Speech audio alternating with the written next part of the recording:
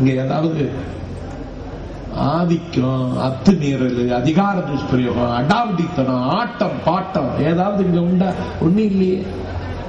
உன் ஆட்சியில் என்ன நடந்தது? தஞ்சாவூர்ல தமிழுக்கு பல்கலைக்கழகம் தந்தது மக்கள் தலைவர் எம்ஜிஆர். 50 லட்சத்தை கொடுத்து தமிழுக்கு என்று சொல்லி டெல்லியில நாற்காலி போட்டது அம்மா. நாடாளுமன்ற மேலவை உறுப்பினராக பதவி பிரமாணம் செய்கிற பொழுது கூட தமிழிலே பதவி பிரமாணம் செய்த வரலாற்றுக்குரியவர் எங்கள் தலைவி. அன்னைக்கு மைசூரில் நடிகையாக கொடி நாட்டிய காலத்தில், கோடியிட்டிய காலத்தில், அவருடைய வசந்த காலத்தில் அரசியலுக்கு வருவோம், அனைத்து இந்திய அண்ணா திமுகவுக்கு தலைமை தாங்குவோம், தமிழகத்தின் முதலமைச்சர் கிரீடம் என் தலை அலங்கரிக்கும் என்று அவர்கள் கனவு காணுவதற்கு முன்னால் கர்நாடகா நாட்டில் மைசூரில் கங்கா காவிரி படப்பிடிப்பில் கதாநாயகியாக போற பொழுது தமிழர்களுக்கும் கன்னடர்களுக்கும் அங்கே பிரச்சனை ஏற்பட்ட பொழுது கன்னட காலிப்பெயர்கள் அன்னைக்கு அம்மாவை சூழ்ந்து கொண்டு தமிழ் ஒழிக என்று சொல்லுங்கள், கன்னடம் வாழ்க என்று சொல்லுங்கள், அப்போதுதான் உங்கள் உயிரோடு திரும்ப முடியும் என்று சொன்ன பொழுது உயிர் போரால் போகுமே தவிர என் வாயில் இருந்து தமிழுக்கு எதிராக எதுவும் வராது என்று கன்னட காலிப்பெயர்களுக்கு முன்னால் அன்றைக்கு துணிச்சலாக சொன்ன புறநானூற்று தலைவி எங்கள் முதலமைச்சர். ஒன்ன மாதிரி போலி கிடையாது. நீ தண்டவாளத்தில் தலை வச்சு படுத்த கதை விடுவேன். நீ படுத்தது 4வது பிளாட்ஃபார்ம், ட்ரெயின் வந்தது 2வது பிளாட்ஃபார்ம்.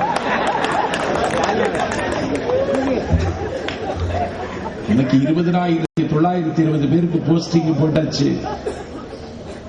எல்லாருக்கும் நிவாரணம். ஊனமுற்றவர்கள் என்று சொல்லப்படுகிற மாற்றுத்திறனாளிகளுக்கு படிப்பதற்கு தனி பள்ளிக்கூடம், தொழுநோயாளிகளுக்கு 1000 ரூபாய் உதவி, ஆகவே முதிர்ந்த தமிழறிஞர்களுக்கு 1000 ரூபாயிலிருந்து 2000 ரூபாய், அவர்களுடைய வருமான வரம்பு 12,000 24,000 ரூபாய். இன்னைக்கு தமிழுக்கு நாங்க அவ்வளவு செய்துட்டு இருக்கோம். நீ என்ன செய்த? செம்மொழி மாநாடுன்னு ஒரு மாநாடு நடத்தலாம் கோயம்புத்தூர்ல. அவன் குடும்பத்தில் இருக்கிற குட்டி சுவர்களை எல்லாம் கொண்டு கோபுரத்தில் உட்கார வைக்க அந்த மாநாட்டை பயன்படுத்தலாம். கனிமொழி ஆய்வு செய்ய ஒரு அரங்கு, அது ஒரு அரங்க விஷயமா? ஆயத்தான் வேணுமா? அதுக்கு ஒரு அரங்கு. கருணாநிதிய படைப்பை ஆய்வு செய்வதற்கு ஒரு அரங்கு. அதுல அழகிரிக்க மகா கவிதை பாடுறா. கைல்வெளி கவிதையா? கழுத. உனக்கு கவிதைக்கு ஏதாவது சம்பந்தம் இருக்கா?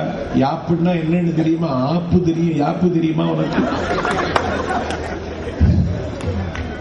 எதுகைன்னா என்னன்னு தெரியுமா? எதுகைன்னு தெரியும்.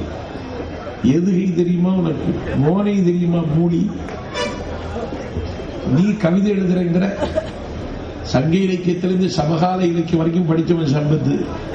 நான் ஒன்ன சொல்லிடுறேன் திருவையாறுல, நான் கருணாநிதியை இன்னும் கவிஞனா நான் இன்னும் ஒத்துக்கிடல. அவனுக்கு 1000 திறமை இருக்கலாம், கவிஞன் சொல்ற தகுதியெல்லாம் கருணாநிதி கிடையாது. கருணாநிதி கவிதை என்னது? காரைக்குடி, கண்ணக்குடி, குன்றக்குடி, குமாரக்குடி, மணக்குடி, மாங்குடி, லால்குடி, ஆய்க்குடி, புதக்குடி, சூரக்குடி, எனக்கு புகழ்ந்த கள்ளக்குடி, போதுமா குடி என்றேன். இதுதான் கருணாநிதி கவிதை. அதுலயும் தூத்துக்குடியை விட்டுட்டான், சாத்துக்குடியை மறந்துட்டான். 10 ஊரி சேர்த்து சொன்னா அவன் கவிஞனா?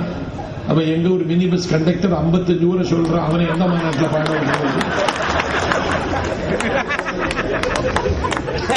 கருணாநிதிக்கு பேத்தி கவிதை பாடுற. கருணாநிதிக்கு மகள் செல்வி, அலம்புரா செல்வி தான்.